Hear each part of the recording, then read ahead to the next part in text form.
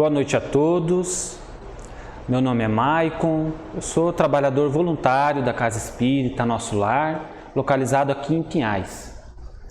E hoje, para iniciar nossas atividades, eu vou começar iniciando uma leitura do livro Minutos de Sabedoria. Em seguida eu faço a prece e damos início aos nossos estudos. A leitura de hoje nos traz o seguinte: não fique triste, procure o conforto que o céu dá a todos aqueles que se conformam e aceitam as dores com resignação. Se aquela criatura que você ama acima de tudo, mais do que a você mesmo, foi ingrata com você, não fique triste. Peça que o Pai a ajude e que ela se torne cada vez mais feliz. Entregue ao Pai todo compreensivo aqueles a quem você ama. E ame-os você também.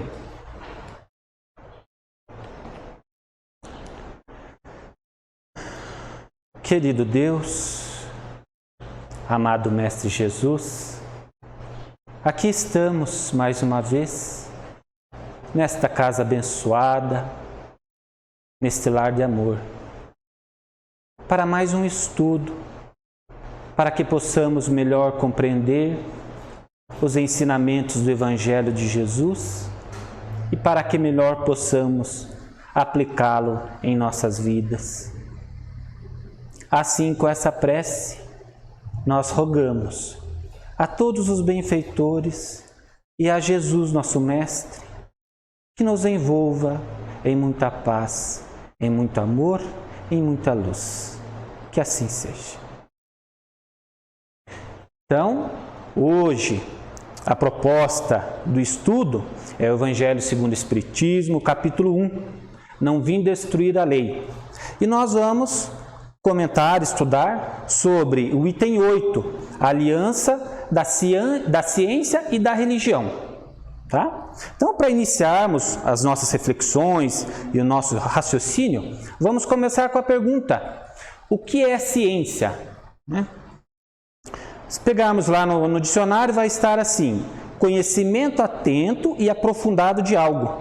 Representa todo o conhecimento adquirido através do estudo, pesquisa ou da prática, baseado em princípios certos. Então, por que a gente está focando aqui nessa pergunta já de cara, assim, já de início, né? Para a gente ir construindo aqui uma linha de raciocínio, para que possamos compreender melhor o que nós vamos trazer logo à frente, tá? Kardec usou da ciência para codificar a doutrina espírita. Por isso que precisamos muito da doutrina espírita, da ciência, para que seja assim confirmado os seus ensinamentos. E o que é religião? Religião é a crença na existência de um poder ou princípio superior, do qual depende o destino do ser humano e a qual se deve respeito e obediência. Então, através dessas duas questões, a gente vai desenvolver o nosso estudo de hoje. E Kardec, nesse item, ele inicia da seguinte maneira: a ciência e a religião são as duas alavancas da inteligência humana. Uma revela as leis do mundo material e a outra as do mundo moral, tendo, no entanto, essas leis o mesmo princípio, que é Deus. Não podem contradizer-se. Se fossem a negação uma da outra, uma necessariamente estaria em erro e a outra com a verdade, porquanto Deus não pôde pretender a destruição de sua própria obra. Então vejamos que intenso que Kardec inicia esse item, né? A ciência e a religião são as duas alavancas da inteligência humana, ou seja, essa aliança, essas duas questões, ciência e religião, é a chave para a inteligência humana. É o que a gente precisa unir para desenvolver o progresso da humanidade, cientificamente, religiosamente e, enfim, moralmente. Então, Kardec está trazendo para nós aqui que, para entendermos o Evangelho, nós precisamos da ciência.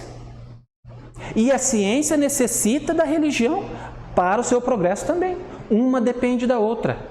Uma tem relação com a outra. Por quê? Porque as duas são leis de Deus. A ciência estudando as leis naturais, a religião estudando as leis morais, pois ambas são leis de Deus.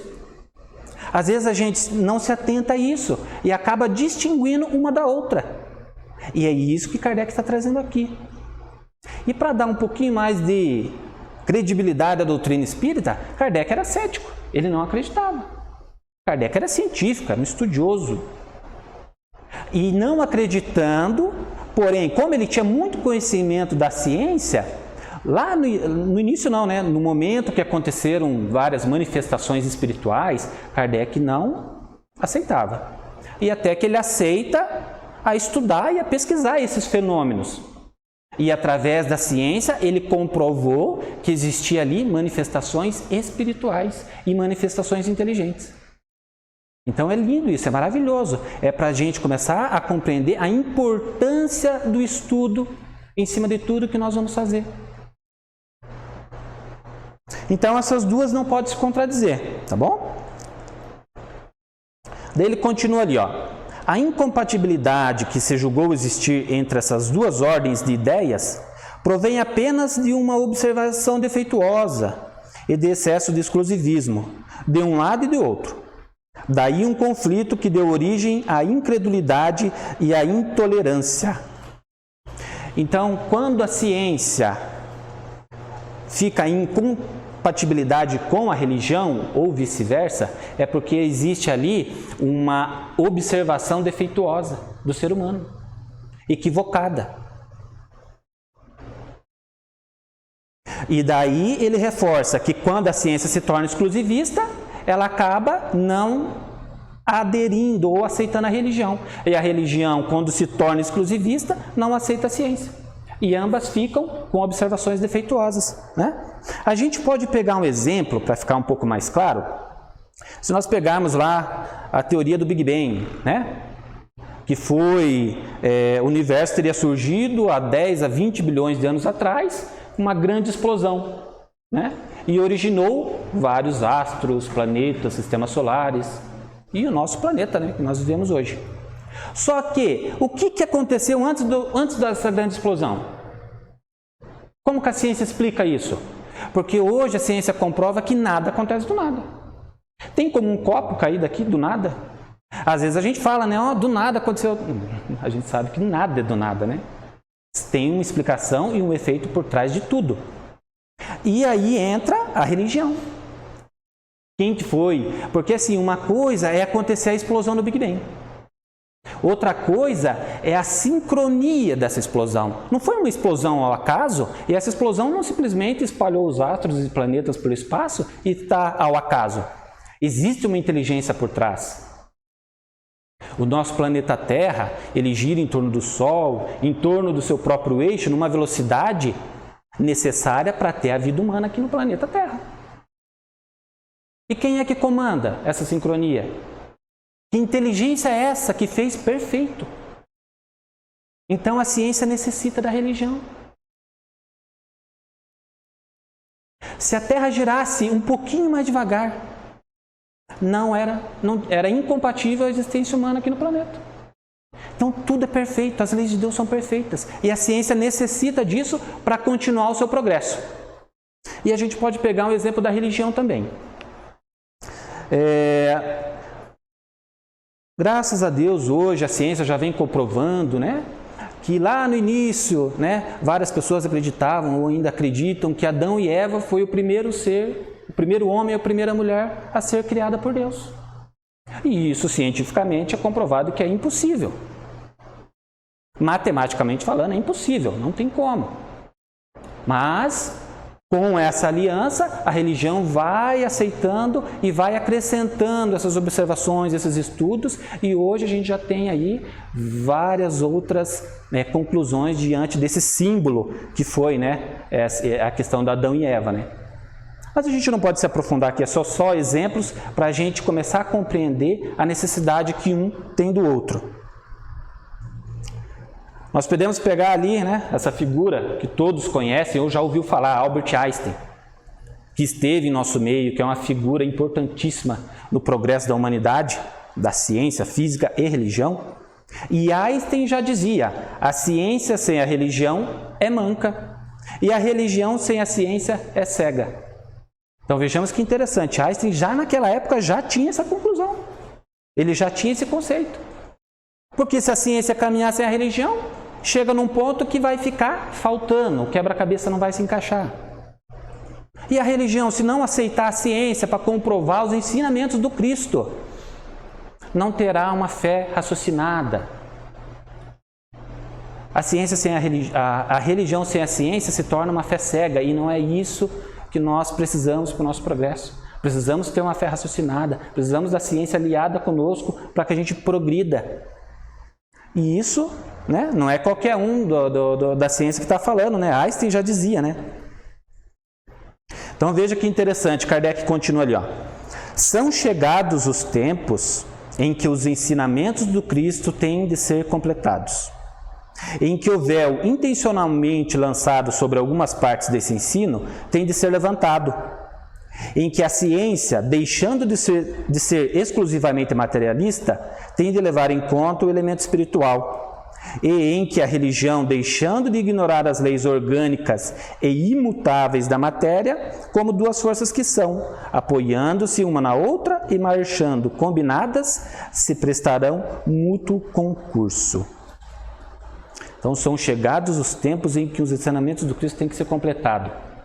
Jesus, quando esteve no meio de nós, Jesus, quando esteve reencarnado, ele não pôde falar todas as coisas, ou ampliar, ou esmiuçar algumas questões. Por quê?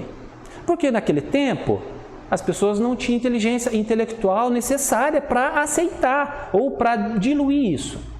Como é que Jesus ia falar de reencarnação naquele tempo? Como é que Jesus ia falar da pluralidade dos mundos habitados?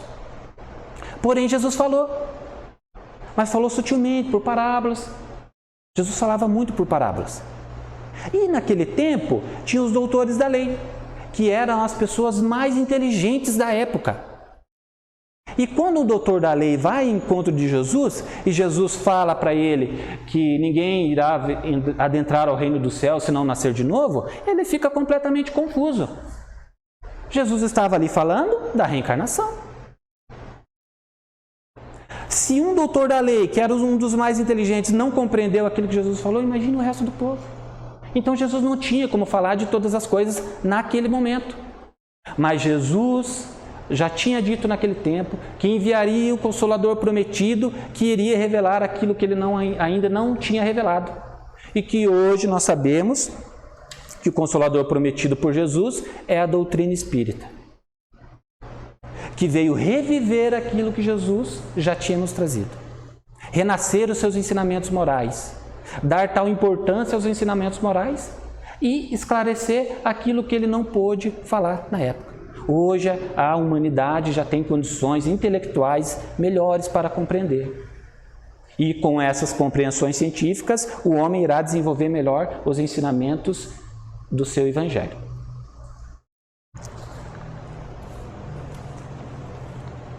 E a gente tem isso na nossas, acho que todos aqui, né, tem alguma criança, algum recém-nascido que está nascendo em todas as famílias, né?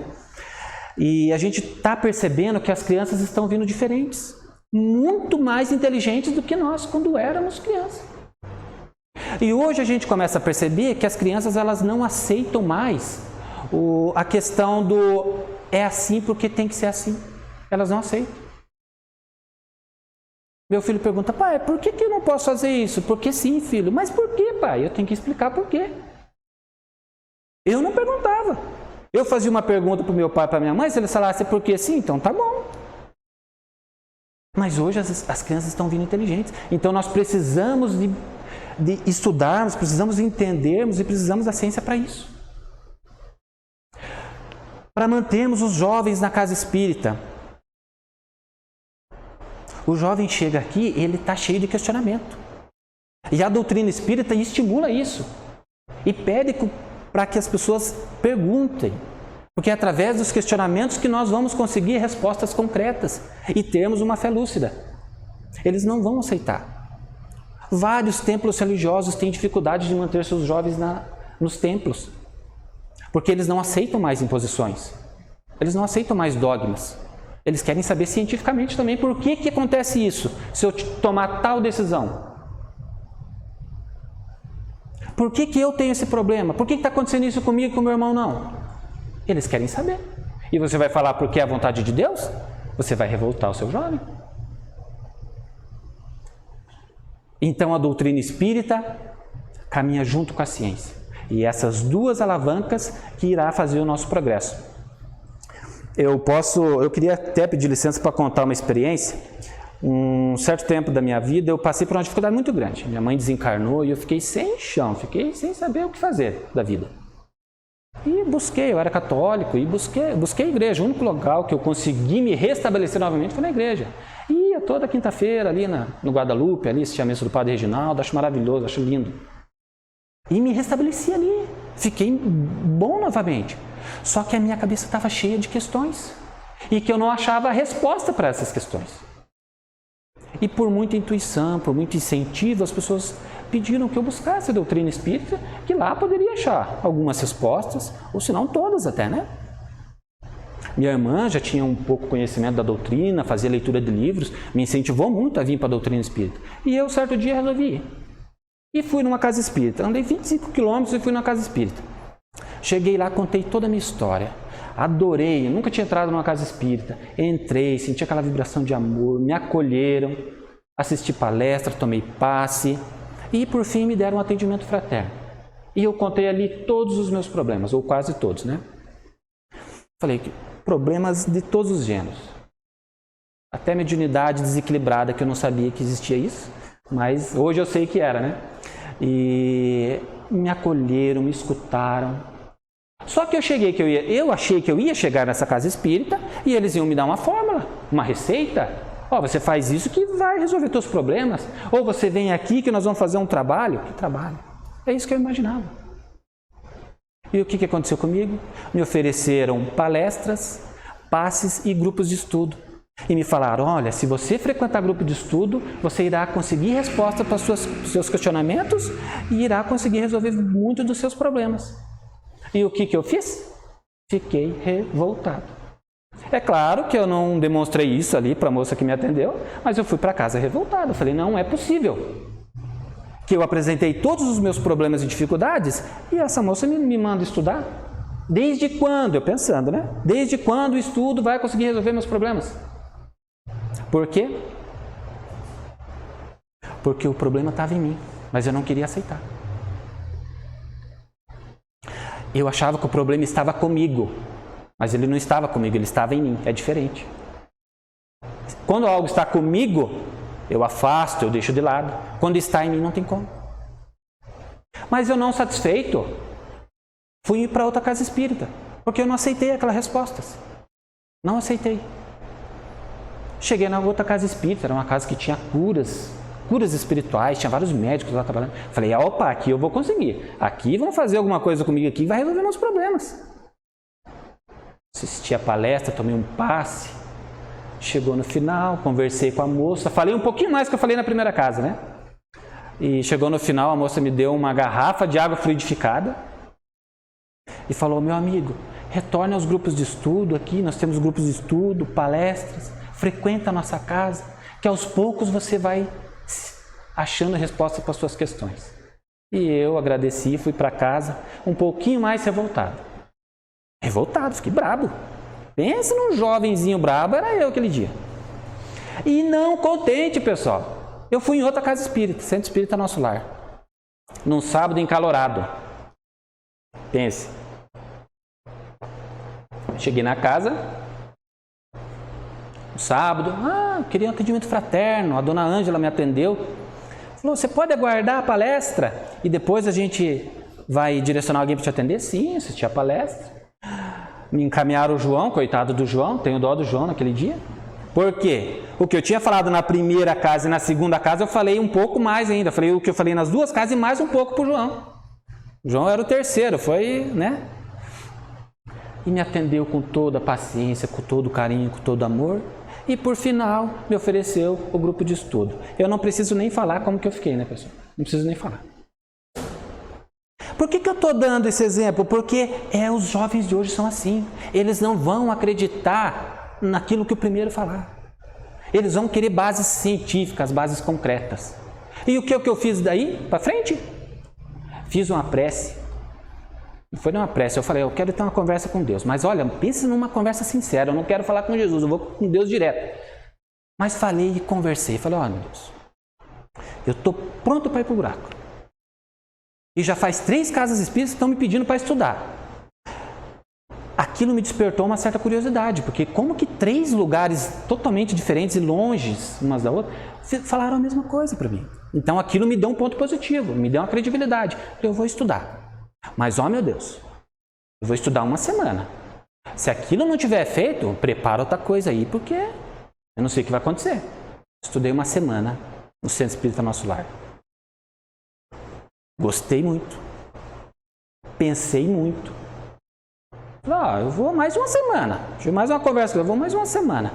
Mas diferente, eu vou mais uma semana e vou aplicar aquilo que eu estou aprendendo lá. Se surgir algum efeito, porque o jovem ele precisa de comprovações. Ele não vai aqui ouvir uma palestra, ele quer que seja provado na vida, na existência dele, aquilo que ele está aprendendo. Aquilo que Jesus falou, ele quer praticar e quer ver resultado. E foi isso que eu fiz. Eu vou começar a aplicar, meu Deus. E se fizer efeito, eu vou continuar e quero retribuir todo o bem que eu receber. Resumo da história, pessoal. Estou endividado com Deus, porque eu não consigo pagar todos os bens que eu já recebi até hoje. Já faz mais de 10 anos que eu estou aqui na casa. Com certeza, aquilo que todas as casas espíritas me falaram foi cientificamente comprovado na minha vida. Então é maravilhoso. E é isso que nós precisamos. É uma fé lúcida. É uma fé raciocinada. E essa é a proposta de Kardec. Que não tem como caminhar junto. Não tem como caminhar separado, desculpa. Mas o que é essa aliança da ciência com a religião? O que significa? O que a gente pensa em aliança? A gente pensa em casamento, união, né? Caminhar juntos, 2 que se amam, 2 que se unem para um bem comum. É isso que a gente pensa em aliança, né? A lei natural e a lei moral é a mesma. A lei divina e a lei natural é lei de Deus. Lei da gravidade e lei divina é a mesma, pois Deus é único. Engraçado que quando se fala em lei da gravidade, a gente já divide, né? Já vem na ciência. Mas não, é a mesma. E vamos pegar um exemplo aqui dessa informação que a gente tem aqui. Se nós pegarmos ali o estudo do átomo, né? Se pegarmos ali, observarmos ali o átomo de hidrogênio, um próton e um nêutron, atraindo o elétron, isso é lei de atração. Porém, essa é a mesma lei que me une a um ser amado. É a mesma lei. Por quê? Porque a energia é a mesma, é lei de Deus. Quantos aqui já não ouviram falar ou já falaram, né? Um exemplo agora. Não, porque o Joãozinho morava lá no Ceará e está morando no Paraná hoje. E pense que ele veio morar no Paraná e encontrou a Mariazinha por um acaso, gente. Ele morava lá e encontrou a Mariazinha. Casou, teve filho, tão bem. Você vê como as coisas acontecem. É lei de atração. Isso é lei divina. E a gente acha que é por um acaso. Por um acaso que ele saiu lá do Ceará e veio aqui para o Paraná? Ou é a lei de atração? A ciência está comprovando isso hoje. Essa informação foi trazida por André Luiz, através da psicografia do Chico, há anos atrás, a doutrina espírita já trouxe isso. E hoje a ciência está comprovando isso. Para a gente ver a importância que tem isso. Então, estudar o átomo e estudar o relacionamento conjugal é a mesma, a energia é a mesma. Aí eu penso, o que acontece na minha vida? O que está acontecendo na minha vida que eu não consigo ir para frente? Por que isso acontece? Por que eu não consigo pensar em outra coisa? Por que eu não consigo caminhar? Será que o universo conspira contra mim? É lei de atração. Então, tudo que acontece na nossa vida de bom e de ruim é aquilo que nós estamos nos sintonizando. Nós estamos atraindo isso. Só que nós reclamamos. Nós questionamos. Quando estou com mágoa, quando estou triste, quando estou com raiva, que sentimento é esse? O que eu estou atraindo para a minha vida? Então, às vezes, a gente fica reclamando, porque reclamo do trabalho, eu reclamo que nada dá certo. Só que o que está fazendo com que isso aconteça? Quando eu acordo de manhã, qual é o primeiro pensamento que eu tenho? Qual é o círculo de pessoas que eu convivo? Qual é o propósito da minha vida? Porque a nossa vida nada mais é do que o que pensamos, fazemos e falamos. Esse é o resumo da nossa vida. Então, quando nós estivermos numa situação ruim, é bom a gente começar a pensar o que é que eu estou pensando, qual que são os meus objetivos.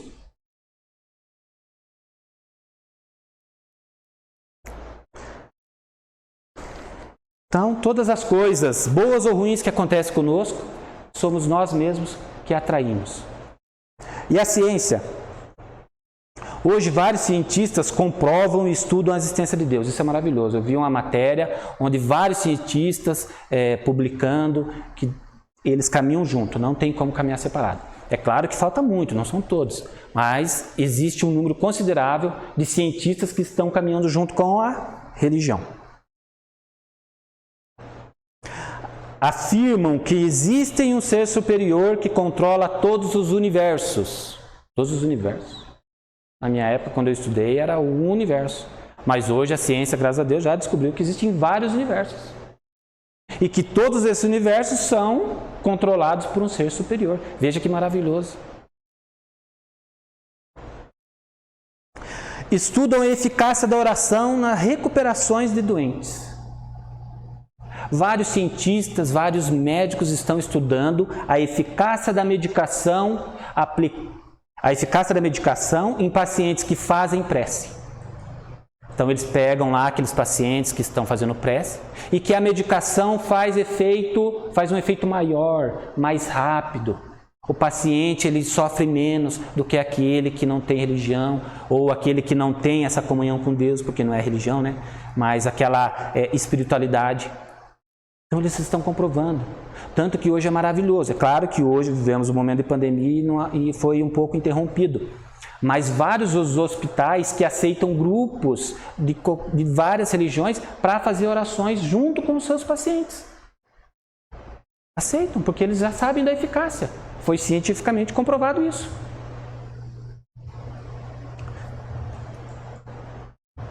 Estudam os passes espíritas.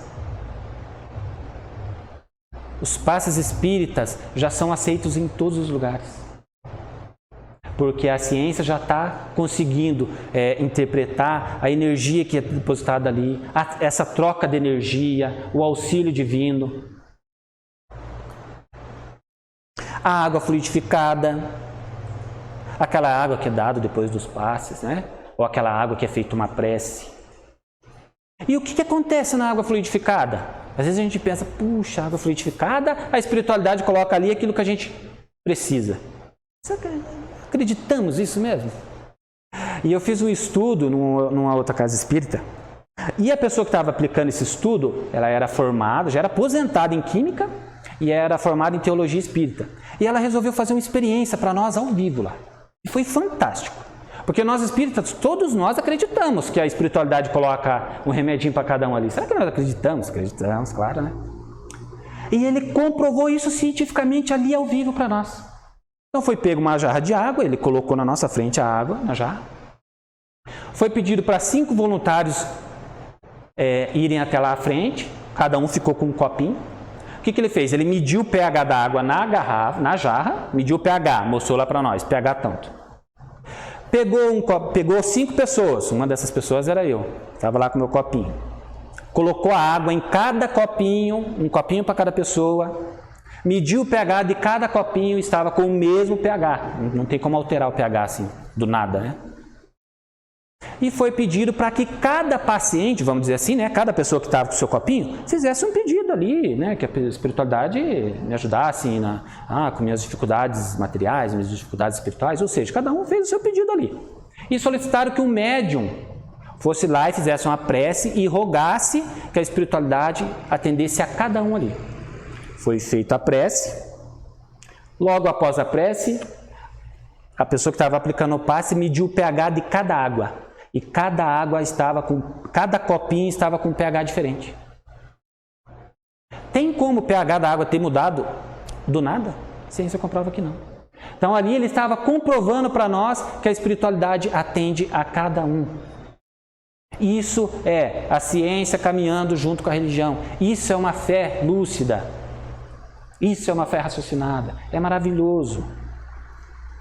E daí nós pensamos, e se a gente fizer um parênteses aqui agora, o nosso corpo é 70% água. Nosso corpo é 70% água. Então quando eu estou com bons pensamentos, como é que o meu corpo está reagindo? Se eu estou desejando bem para o próximo, como é que o meu corpo está reagindo? E se eu estou com muita mágoa? E se eu estou desejando vingança? E se eu estou querendo fazer algo de mal? Como é que o meu corpo está reagindo? Então isso é fantástico. Então, quando chegar alguém, isso é para nós, na verdade. Quando alguma coisa de errado ou de ruim estiver acontecendo na nossa vida, vamos fazer uma alta reflexão. Qual é que é meus pensamentos? Desde a hora que eu acordo até a hora que eu vou dormir. Tem como ter só pensamentos elevados? A gente está longe disso. Mas a gente sabe que através da prece a gente consegue se equilibrar. Equilibrar o nosso corpo espiritual, o nosso corpo material, a nossa mente.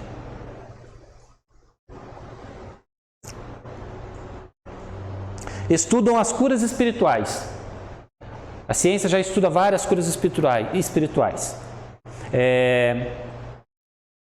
Na nossa casa espírita, acontece curas espirituais na nossa sala de passe? Nas outras casas espíritas acontece? Acontece. Acontecem curas espirituais em vários templos religiosos e não precisa ser necessariamente em templos religiosos. Ah, Maico, mas por que a gente não sabe das curas que acontecem aqui? Daí a gente entra lá naquela questão de Kardec, lá no comecinho do nosso estudo. Por que Jesus não falou para o povo daquela época algumas questões? Porque eles não tinham condição intelectual para compreender aquilo. Por que nós, a espiritualidade, não nos informa quando alguém é curado na casa espírita, ou numa palestra, ou em qualquer outro lugar? Porque nós não temos condições morais de ter tais informações. Porque o que aconteceria conosco se nós soubéssemos que aqui acontecem curas espirituais? O que aconteceria com o médium se ele soubesse que através dele a espiritualidade o usou para curar um irmão? Cairíamos no orgulho e na vaidade. Não tem como, cairíamos. Por isso que algumas informações ainda existe esse véu, que é para o nosso próprio bem. A ciência hoje estuda as curas feitas por Jesus. Nós temos um exemplo naquela moça, aquela passagem da moça que sofria de hemorragia há 12 anos e que nenhum curandeiro da época e que nenhum médico da época conseguiu curá-la. Mas aquela moça, ela tinha uma fé no Cristo. E ela tinha uma fé que se ela chegasse perto do Cristo, ou se ela tocasse nas vestes do Cristo, ela seria curada. E ela sabe que certo dia, certo momento, o Cristo ia passar na região da casa dela. Ela vai atrás da multidão, enfrenta a multidão e consegue tocar nas vestes do Cristo. E ela é curada instantaneamente.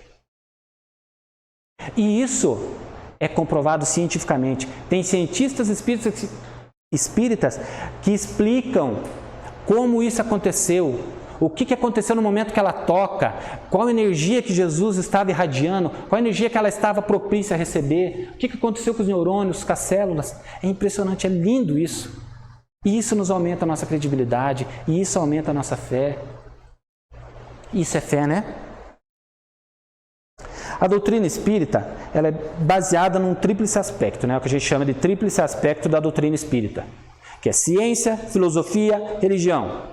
A ciência que estuda, que nós já vimos, traz a nós o conhecimento, passa para a filosofia que nos esclarece, é através da filosofia que nós vamos questionar também, e nos eleva para a religião, que sublima e nos moraliza.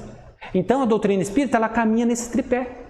E não tem como caminhar. Se tirarmos a filosofia, a doutrina não caminha. Se tirarmos a ciência, não caminha. Se tirarmos a religião, ela não caminha. Essa é a nossa base. Essa é a base da doutrina espírita.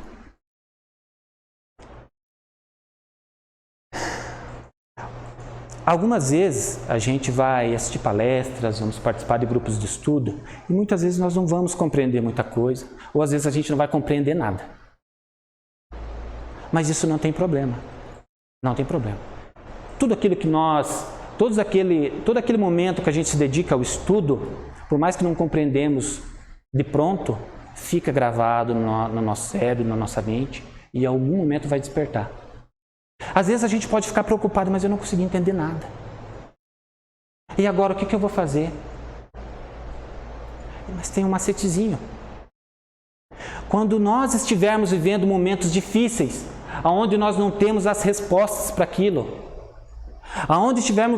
quando a gente estiver vivendo momentos de rancor, de dor, de tristeza, ou seja, qual for o sentimento, perguntemos para Jesus: Senhor, o que tu espera que eu faça? Pergunte para Jesus, ou pergunte para você, o que Jesus espera que eu faça? O que Jesus faria se estivesse no meu lugar? Por isso, precisamos muito do Cristo na nossa frente sempre. Precisamos do Cristo e, como Ele disse, ninguém irá ao Pai se não for por mim. Essa era a mensagem que eu tinha para trazer essa noite. Agradeço a atenção de todos, agradeço a Deus por essa imensa oportunidade, a Jesus e a toda a espiritualidade pelo amparo. Então vamos fazer a nossa prece de encerramento e espero que todas possam refletir sobre o que foi trazido nesta noite. Querido Deus, amado Mestre Jesus, agradecemos imensamente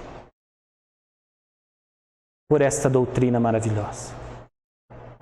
Agradecemos por todo o amparo que temos, mas principalmente agradecemos por Jesus, pelo seu Evangelho, por tudo que nos ensinou e nos ensina até hoje.